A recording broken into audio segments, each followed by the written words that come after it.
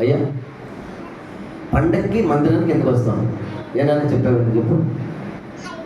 పండగ రోజు మందిరానికి ఎందుకు వస్తాం? ఎందుకు చెప్పండి? మీకు తెలియదు, నాకు నేను చెప్తాను. బట్టలు చూపించుకోవడానికి, వాడు మంచి భోజనాలు పెట్టి తినడానికి, వాళ్ళేమో బట్టలు కొనుక్కున్నారు చూడటానికి, వీళ్ళేమో నగలు పెట్టుకున్నారు చూడటానికి, స్టేటస్లన్నీ చెక్ చేసుకోవడానికి, ఇంకా మన స్టేటస్ ఈరోజు ఏంటో చెప్పడానికి, మన మెనూ ఏంటో చెప్పడానికి, దీనికోసం పండగలకి వెళ్ళాలి. అంతే కదా? అంతే కదా? పండగలకి వచ్చే వాళ్ళకి ఏం చెప్పాలి? ఎందుకు వస్తున్నారు వాళ్ళు? ప్రార్థనకు మనం ఎప్పుడు వచ్చినా దేవుని ఆరాధించడానికి వస్తాం. పండగకి ఎందుకు వస్తున్నాం? పండగ కూడా దేవుని ఆరాధించడానికి. పండుగలన్నీ కూడా దేవుని ఆరాధించడానికి. బైబిల్లో ఇజ్రాయెల్ ప్రజలు 7 పండుగలు చేసేవాళ్ళు. లేవియకాండంలో మనం చూస్తే లేవియకాండంలో 7 పండుగలు కనిపిస్తాయి. లేవియకాండం 23వ అధ్యాయము 4వ వచనం నుండి లేవియకాండం 23వ అధ్యాయము 44వ వచనం వరకు చూస్తే, ఇవి యెహోవా నియామక కాలములు, నియమించిన కాలమును బట్టి మీరు చాటించవలసిన పరిశుద్ధ సంఘపు దినములు ఇవి. చూసారా? ఆయన ఒక నియమకమైనటువంటి దినాలు ఏర్పాటు చేశాడు. మొదటి నెల 14వ దినమున సాయంకాలమందు యెహోవా పస్కా పండుగ జరుగును. చాలు. ఇక్కడ మొట్టమొదటిది పస్కా పండుగను ఆచరించమన్నాడు. పస్కా పండుగను ఆచరించడం అంటే ఎందుకు? పస్కా అంటే పాస్ ఓవర్ అంటారు. అంటే ఐగుప్తు నుంచి దాటిపోయినటువంటి దినాలను జ్ఞాపకం చేసుకోవడానికి. పండుగలో మనకు కనపడాల్సింది ఏంటంటే, 1 స్తుతి, 2 కృతజ్ఞత, 3వది ఏం చేయాలి? ఆరాధన ఉండాలి. ఆదివారం గుడికి వచ్చినా కూడా ఏముండాలి? స్తుతి, ఆరాధన, ఇంకోటి కృతజ్ఞత. ఈ 3 ఉండాలి. పండుగలో కూడా ఏముండాలి? క్రిస్మస్ పండుగలో మనం ఏం చేయాలి? యేసుప్రభు పుట్టాడని ఎగరటంనా, లేకపోతే సందడి చేయటం కాదు కదా. ఆయన నన్ను రక్షించుకున్నాడు. క్రిస్మస్లో మనకు కనపడేది ఏంటి? రక్షణ. యేసుక్రీస్తు వారు ఈ లోకానికి వచ్చింది ఎందుకంటే మనం రక్షించడానికి. కాబట్టి దాన్ని బట్టి ఆయనకి మనం కృతజ్ఞతాస్తుతులు చెల్లించాలి, ఆయన స్తుతించాలి, ఆయన ఏం చేయాలి? ఆరాధించాలి. కాబట్టి ప్రార్థనకు వచ్చినా, మనం ఆదివారం ఆరాధనకు వచ్చినా, ఏ గుడికి వచ్చినా దేవుని ఆరాధించడానికి, దేవుని స్తుతించడానికి, దేవుని కృతజ్ఞతాస్తుతులు చెల్లించడానికి.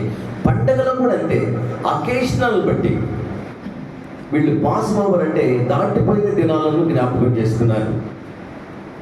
ఏ విధంగా అక్కడి నుంచి దాటిపోయారు, ఆ శ్రమల నుంచి ఎలా దాటిపోయారు, ఆ యొక్క బాధల నుంచి ఎలా దాటిపోయారు, ఆ దాటిపోయేటప్పుడు ఏం జరిగిందో అన్నిటిని బట్టి జ్ఞాపకం చేసుకొని మెమోరియల్ సర్వీస్ పెట్టుకున్నాడు.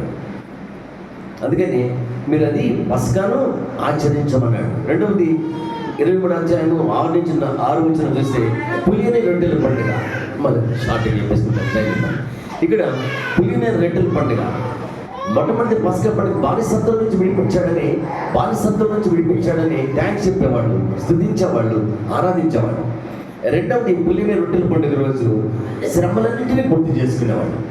ఎన్ని శ్రమలు పడ్డావరా?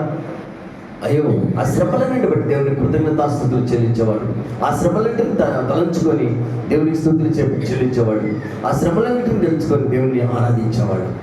అందుకోసమని ఈ పులిని రొట్టెల పండుగ చేసావు. నేను షార్ట్ చెప్పుకుంటాను. 3వది ప్రథమ ఫలముల పండుగ చేసావు. 23వ అధ్యాయం 9 నుంచి 14 వచనాల్లో మనం కానానికి వచ్చిన తర్వాత, మీరు కానానికి వెళ్ళిన తర్వాత మీరు ఏం చేయాలంటే, ప్రతి ఫలములో నుంచి మొట్టమొదటి దేవుడికి తీసి మీరు ఏం చేయాలని? స్తుతించాలి, గణపరచాలి, ఆయన కృతజ్ఞతాస్తుతులు చెల్లించాలని ప్రథమ ఫలముల పండుగ చేశారు. ఈరోజు గత 2-3 వారాల నుంచి పెద్ద చర్చి దగ్గర బయట బోర్డు పెట్టింది, దశమ పండుగల, కోత పండుగల ఉత్సవాలు అని. ఇప్పుడు కోత పండుగలు జరుగుతూ ఉన్నాయి అన్ని సంఘాలలో.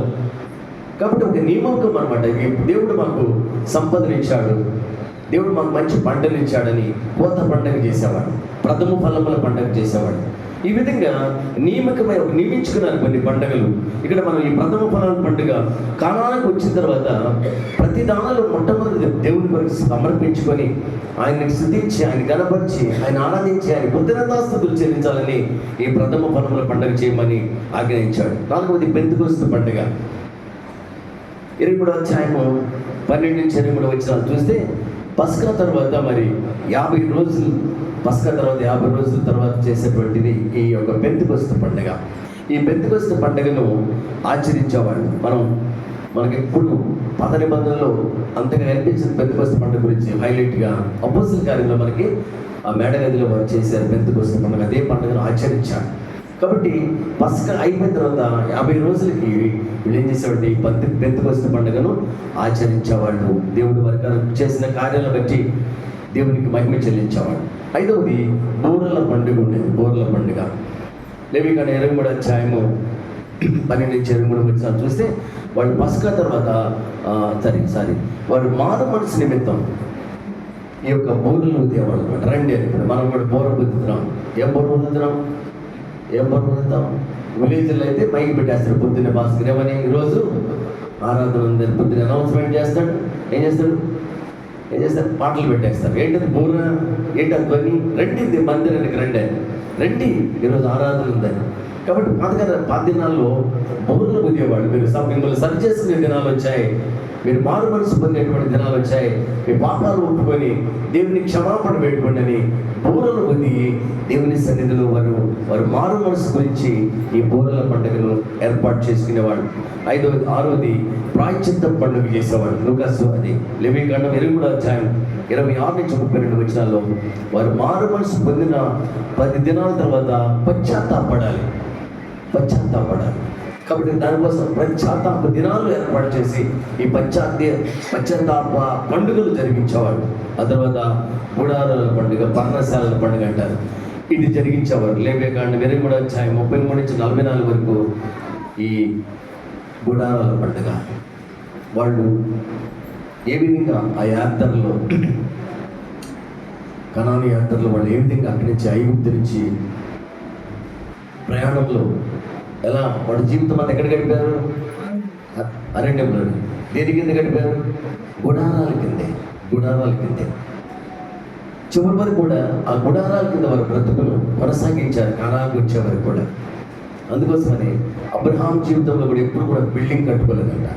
అబ్రహాము ఏం చేశాడు, గుడారాలతో చివరి వరకు కూడా అంత ధనవంతుడైనప్పటికీ గుడారాలను జీవించాడు. కాబట్టి ఆ గుడారాలు వారిని ఏ విధంగా కాపాడాయి, ఆ గుడార అనుభవం ఎలా ఉందో జ్ఞాపకం చేసుకొని ఆ గుడారాల పండుగను, ఆ పర్ణశాలల పండుగను వాడు ఆచరించేవాడు. ఇవన్నీ కూడా వారి గతంలో పొందినటువంటి అనుభవాలను జ్ఞప్తికి తెచ్చుకొని దేవుని స్తుతించి, దేవుని ఆరాధించి, దేవునికి కృతజ్ఞతాస్తుతులు చెల్లించడానికి ఈ క్రమమును వారు పాటించారు. కాబట్టి ఏ పండగ మనం పాటించినా దానిలో స్థుతి, దానిలో కృతజ్ఞత, దానిలో ఏముండాలి, ఆరాధన ఉండాలి. ఈ 3 లేకుండా ఏ పండగ చేసినా వ్యర్థమే. కాబట్టి పండుగలు, అమావాస్య దినాలు, నియామక దినాలను మనము పాటిస్తున్నాం. ఏ విధంగా పాటిస్తున్నాం అనేది చాలా ప్రాముఖ్యమైన విషయం. ఇక్కడ ఈ 7 పండుగలు వారికి చాలా ప్రాముఖ్యమైనటువంటి పండుగలు. ఇంకా చిన్న చిన్న ఫెస్టివల్స్ చాలా ఉన్నాయి. ఇవి వారికి చాలా ప్రాముఖ్యమైనటువంటి పండుగలు. మనకు 3 పండుగల ప్రాముఖ్యం లాగా ఈ పండుగలన్నిటి యొక్క ఉద్దేశం కూడా ఏంటంటే జ్ఞాపకం చేసుకొని ఆ పరిస్థితుల్లో దేవుడు ఎలా కాపాడాడు, ఎలా నడిపించాడు, ఎలా ఆయన సహాయం ఉందని ఆయన స్తుతించి, ఆయన కృతజ్ఞతాస్తుతులు చెల్లించి ఆయన ఘనపరిచాడు. కాబట్టి మనం ఏ క్రైస్తవులుగా ఉన్నాం, ప్రార్థనకు వచ్చే క్రైస్తవులమా లేకపోతే పండుగకు వచ్చే క్రైస్తవులా? ప్రార్థనకు వచ్చి ఆరాధించే క్రైస్తవులమా, ప్రార్థనకు వచ్చి ఆడంబరాలు చేసేటువంటి క్రైస్తవులుగా ఉన్నామా అనేది ఆలోచించాలి. ఈరోజు చాలాసార్లు క్రైస్తవులకి, విశ్వాసాలకు ఉన్నటువంటి ఆలోచన ఏంటంటే మందిరానికి వెళ్ళేది, సంఘానికి వెళ్ళేది, ఆరాధనకి వెళ్ళేది దేనికోసం అంటే దేనికోసమో తెలియదు. దేనికోసం తెలిసిన వాళ్ళకి మనం మాట చెప్పండి, దేనికోసం వెళ్తారు? మందిరానికి ఎందుకు వెళ్తారు?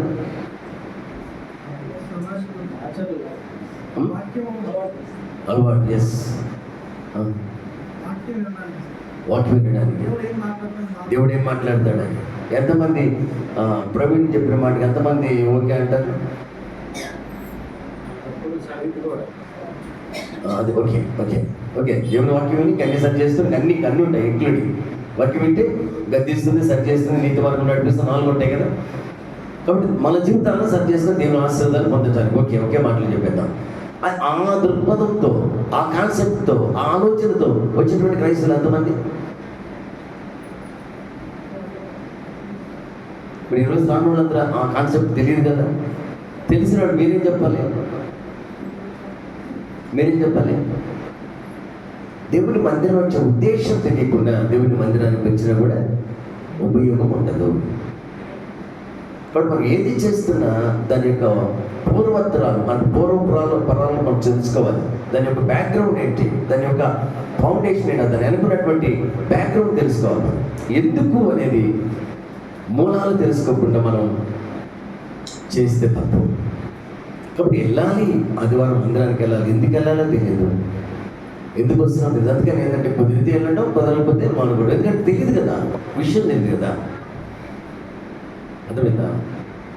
ఈరోజు పొదుపు మీటింగ్ పెట్టారు, అక్కడ ఏదో పంచుతున్నారంటే ఎందుకు వెళ్తారు? పొదుపు మీటింగ్ పెడితే ఏదో ఒకటి ఇస్తారు అని, అంతే కదా. అంటే అది తెలిసింది కాబట్టి, అది బెనిఫిట్ ఉంది కాబట్టి ఏం చేస్తున్నారు? పరిగెత్తుతున్నారు. ఇక్కడ ఏముందో తెలియదు కాబట్టి ఏం చేస్తున్నారు? పరిగెత్తట్లేదు. అందుకని మనం మందిరానికి ఎందుకు వస్తున్నామో తెలియకుండా మందిరానికి రావడం అనేది జరుగుతూ ఉంది. అందుకని మందిరానికి వచ్చే క్రైస్తవులమా, పండగ క్రైస్తవులమా? పండగ క్రైస్తవం దేనికి వస్తుంది? ఆర్భాటం కోసమో, అటెండెన్స్ కోసమో, దేనికోసం వస్తారు?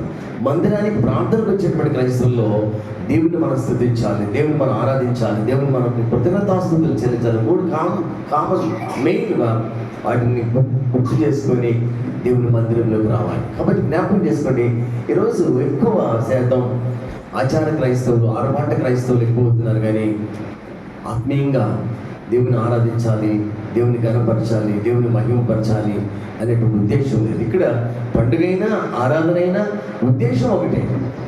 పండుగలో కనిపించేది అదే, మందిరంలో ఆరాధనలో కనిపించేది కూడా అదే. ప్రార్థనకు వచ్చినా అదే, పండుగకు వచ్చినా అదే, ఆదివారం వచ్చినా అదే, పండుగ రోజు వచ్చినా అదే. ఏముంటాయి? ఈ 3 ఉంటాయి. ఏముంటాయి? స్థుతి ఉంటుంది, ఆరాధన ఉంటుంది, కృతజ్ఞత ఉంటుంది. పండుగలు కూడా అదే కదా చేస్తాం. పండుగలు మనం ఏం చేస్తాం? వాళ్ళు ఏం చేశారు? 7 పండుగల్లో కూడా, ఆ 7 సందర్భాల్లో కూడా ఏం చేశారు? దేవుడు చేసిన వాటిని జ్ఞాపకం చేసుకొని కృతజ్ఞతాస్తుతులు చెల్లించారు, దేవుని స్తుతించారు, దేవుని ఆరాధించారు. ఆ 3 చేశారు.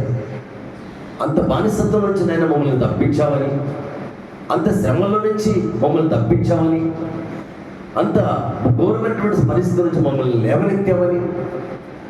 కాబట్టి మేము వచ్చిన తర్వాత నీ వరకు మేము ఎలా జీవించాలని వాళ్ళు అవన్నీ కూడా నేర్చుకొని ప్రాయశ్చిత్తపడి దేవునికి అవన్నిటిని బట్టి దేవునికి స్తుతిస్తూ, దేవుని ఆరాధిస్తూ, దేవుని గణపరుస్తూ, దేవునికి కృతజ్ఞతాస్తుతులు చెల్లించారు.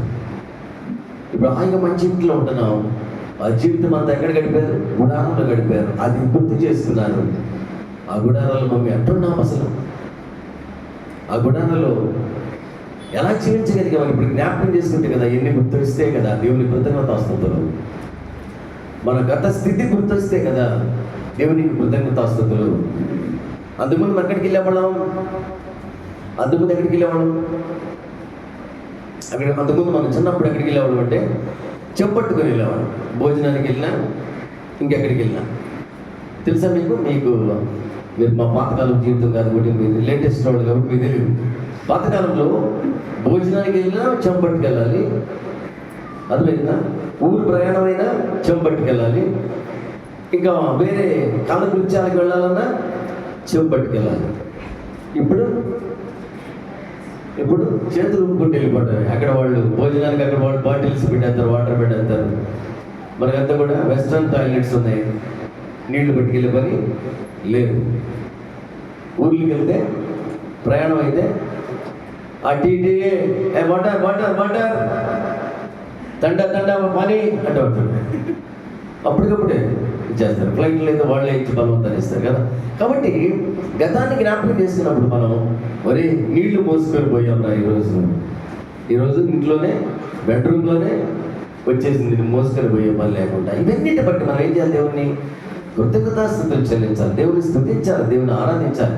వీళ్ళు చేసినటువంటి ఆ 7 పండుగల్లో కూడా గతంలో వాటి పడ్డ పాటలు, ఇప్పుడు దేవుడు ఇచ్చినటువంటి విధానం, అవన్నింటినీ జ్ఞాపకం చేసుకుని దేవునికి స్తుతి, ఆరాధన, కృతజ్ఞతలు చెల్లించాలి. మనం కూడా దేవుని మందిరానికి వచ్చినప్పుడు ఈ వారములు మనల్ని ఎలా నడిపించాడు దేవుడు, మనల్ని ఎలా కాపాడాడు, ఏ పరిస్థితుల్లో ఎలా ఉంటే దేవుడు మనల్ని సేద తీర్చారు, ఇవన్నీ జ్ఞాపకం చేసుకుని స్తుతించి ఆరాధించి కృతజ్ఞతాస్తుతులు చెల్లించాలి. దీనికోసం మన మందిరాన్ని వచ్చి మనం చెల్లించాల్సిన విధంగా మనం దేవునికి మహిమ చెల్లించాలి, కృతజ్ఞతాస్తుతులు చెల్లించాలి, దేవుని ఆరాధించాలి.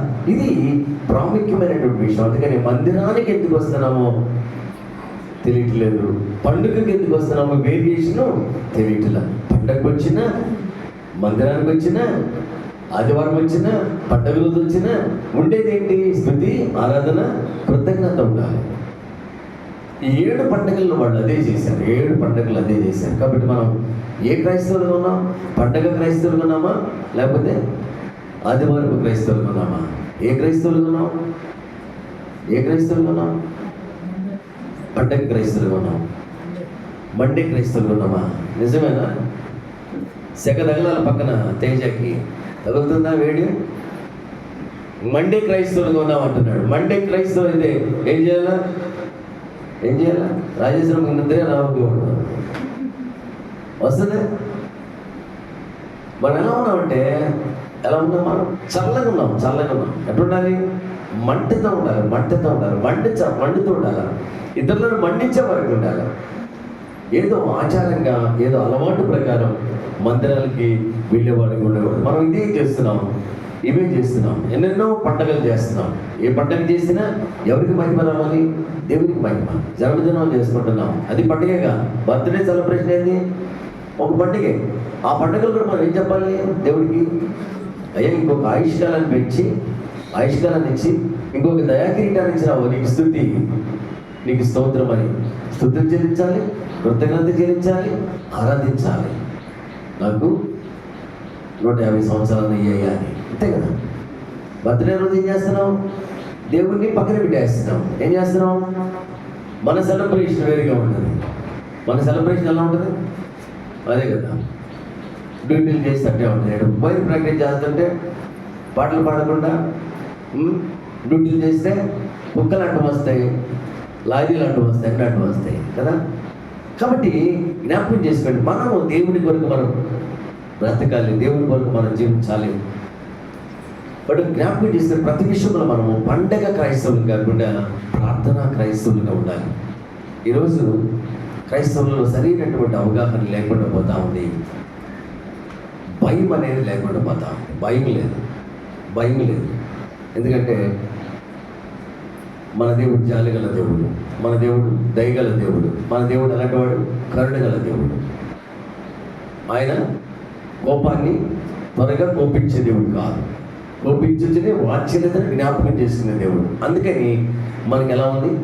ఆసరాగా ఉంది. మనకి ఎలా ఉంది? ప్రేరణ ఎక్కువైపోయింది. ఆయన ఏం చేయలే, ఎన్ని చేసినా 7 సార్లు కాదు, ఎన్నిసార్లు చెప్పిస్తాడంట? 77 మార్లు ఏం చెప్పిస్తాడంట. అంటే ఈరోజు మన ప్రాణాయం పద్ధతి కదా. ఎప్పుడు దాకా? 77 సంవత్సరాలు. ఈరోజు మనం తప్పు చేస్తే 77 సంవత్సరాలు అంటే అంత. ఇప్పుడు మనం 20 సంవత్సరాలు అనుకోండి, 20 సంవత్సరాలు ఉంటారు ఇక్కడ. ఇంకొక 77 అంటే ఎంత? అయిపోయింది కదా మా వైఫ్. అయిపోయిందా లైఫ్? వైఫ్ అన్నారా? లైఫ్ అయిపోయిందా? 77 సంవత్సరాలైనా క్షమిస్తాను ఆయన. కాబట్టి ఇది మనం తెలుసుకొని ఈరోజు దేవునికి అవిధేయులుగా జీవిస్తున్నాం. కాబట్టి ఆదివారం మందిరానికి ఎందుకు వస్తున్నామో, ఆదివారం దేవుని సన్నిధికి ఎందుకు రావాలో, దేవుని సన్నిధికి వచ్చి దేవునికి ఏ విధంగా మనం కృతజ్ఞతాస్తుతులు చెల్లించాలో, ఏ విధంగా ఆయన స్తుతించాలో, ఏ విధంగా ఆరాధించాలో, అలా అర్హత ఉందా లేదా? ఆయన స్తుతించే అర్హత ఉందా? దాని ఆయన కృతజ్ఞతాస్తుతులు చెప్పే అర్హత ఉందా? ఆయన ఆరాధించేటువంటి అర్హత మనకుందా? అది కూడా తెలుసుకోవాలి మనం.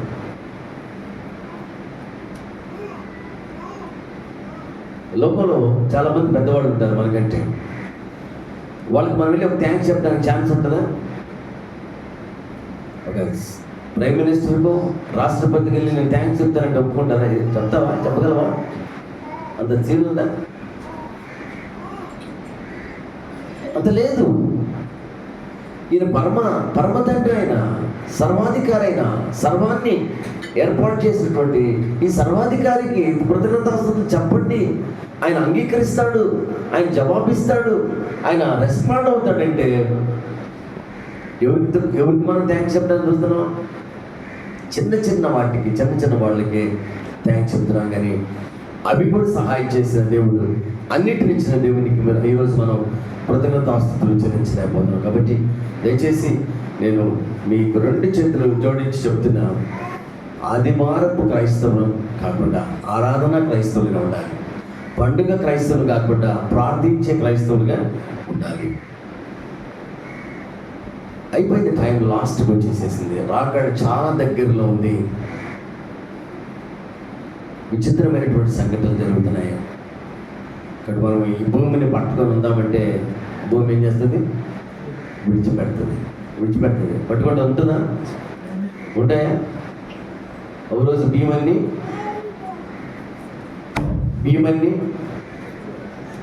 పుచ్చిపోతాయి. కాబట్టి ఇది స్థిరం కాదండి, ఇది స్థిరం కాదు. ఇది తాత్కాలికమైనటువంటి జీవితం, ఇది యాత్రా జీవితం. మనం పరదేశులకు యాత్రికులు. కాబట్టి వెళ్ళాల్సినటువంటి స్థానానికి మనం సిద్ధపడాలి. కానీ ప్లాట్ఫామ్ మీద కూర్చుంటాను, రైల్వే స్టేషన్లో కూర్చుంటాను, లేకపోతే బస్ స్టాప్లో కూర్చుంటాను అంటే కుదిరిందా? ఎంతవరకు కుదిరింది? ఉదయం 6 గంటలే సాయంకాలం 7-10 దాకా కుదురుద్ది. తర్వాత గుండెల్లో దడపడుతుంది, అంతే కదా? 10 అవుతుందండి. 10 తర్వాత కూర్చోగలం మొక్కలు అక్కడ. స్త్రీలు అయితే అసలు కూర్చోలేరు. ఎందుకని? ఏదో ఒక అపాయం జరుగుతుంది. నైట్ ఆడ కూర్చోడానికి వీలు ఉండదు. కాబట్టి జ్ఞాపకం చేసుకోండి, ఇది కూడా ఈ లోకం కూడా టెంపరీది. ఇక్కడ కూర్చుంటే కుదరదు. విడవబడ్డామంటే అంతే మన పరిస్థితి. కాబట్టి మనం త్వరపడి ఇప్పటికన్నా మానుకుందాం. ఆరాధన క్రైస్తవులుగా ఉందాం. పండుగ క్రైస్తవత్వాన్ని మానుకుందాం. తలలో వచ్చండి, కళ్ళు మూసుకోరండి. ఇజ్రాయేల్ ప్రజలు 7 పండుగలు చేశారు.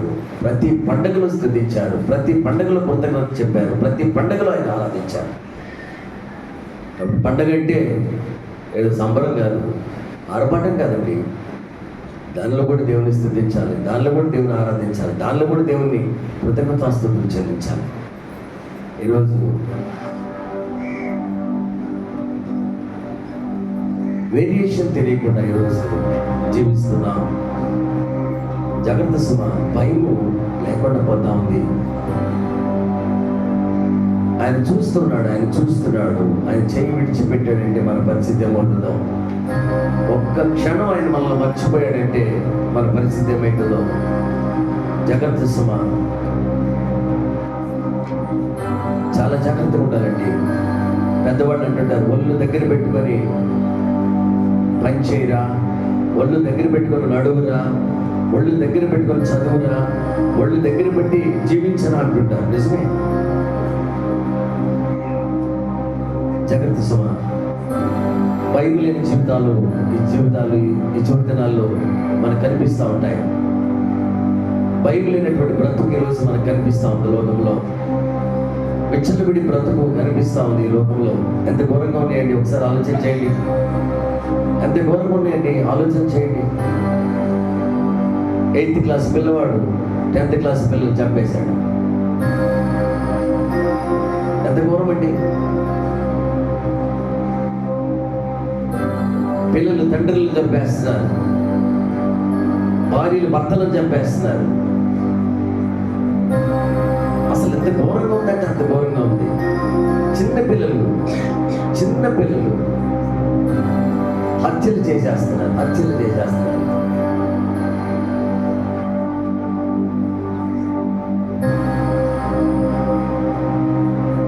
టీచర్ ఎదురు తిరిగితే, టీచర్ భయం పెడితే టీచర్ చంపేస్తున్నాడు వాడు. ఎక్కడండి దినాలు? ఎటువంటి దినాలు మనం ఉన్నామండి? ఆలోచన చేయండి ప్రతిలా. భయం లేకుండా పోతుంది. దేవుడు భయం లేదు, జీవితం మీద కూడా భయం లేదు. జాగ్రత్త సుమ, భయభక్తులతో జీవిద్దాం, భయభక్తులతో నడుచుకున్నాం. మనం పండుగ క్రైస్తవులుగా ఉండద్దు. దయచేసి ప్రార్థనకు వచ్చే క్రైస్తవులుగా ఉందాం, ఆరాధనకు వచ్చేటువంటి క్రైస్తవులుగా ఉందాం. ఆర్భాటం కోసం కాదు, ఆరాధనకు వచ్చేటువంటి వారిగా, ఆరాధించే వారిగా ఉందాం. జాగ్రత్త సుమ, ఈ చివరి దినాల్లో ఉన్నాం. ఎలా ఉంటున్నాము? వారు 7 పండుగలు చేశారు. 7 పండుగలలో కూడా దేవుని స్తుతించి ఆరాధించి కృతజ్ఞతాస్తుతులు చెల్లించారండి. ఈరోజు ఈరోజు మనకు ఆ భయం ఉందా? మనలో ఆ భయం ఉందా? మన దేవుని సన్నిధికి ఏ విధంగా వస్తున్నాం? ప్రిపేర్ అయ్యి ఏ విధంగా సిద్ధపడి వస్తున్నామండి?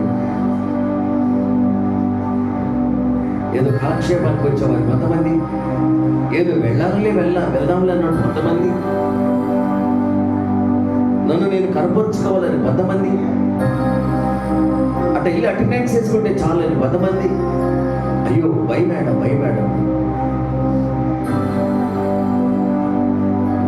ఒక ముఖ్యమంత్రి వస్తున్నాడంటే 10 గంటలకి ఆయన వస్తున్నాడండి, 9:30కి అలౌ చేస్తారు. ఒక విమానం ఎక్కాలంటే 2 గంటల ముందు లోపలికి వెళ్ళాలి. ఏ విమానం కంటే గొప్పవాడు కదా మన దేవుడు. ఒక లోకంలో ఒక అధికారి కంటే గొప్పవాడు కదా మన దేవుడు. ఎంత అవమానపరుస్తున్నాం మన దేవుడిని. ఆయన దగ్గరికి రావడానికి మన ఇష్టానుసారం టైంలో వస్తామా? ఆయన వచ్చి అక్కడ కూర్చుంటే మధ్యలో ఎంతమంది సమాజ్ చేసాం? మన ఆఫీస్లో మన బాస్ వచ్చి కూర్చున్న తర్వాత మనం వెళ్ళగలమా ఎదురుగా, లేట్గా? ఆలోచించేయండి, దేవుడిని ఎంతగా మనం దుఃఖపెడుతున్నాము. భయం లేక ఈరోజు భయం లేకుండా పోతుంది మనకున్నది ఎవరిది? మనకున్న శక్తి ఎవరిది? మనకున్న బలం ఎవరిది? మనకున్న జ్ఞానం ఎవరిది? మనకున్న ఆరోగ్యం ఎవరిది? మనకున్న అంతస్తులు ఎక్కడివి?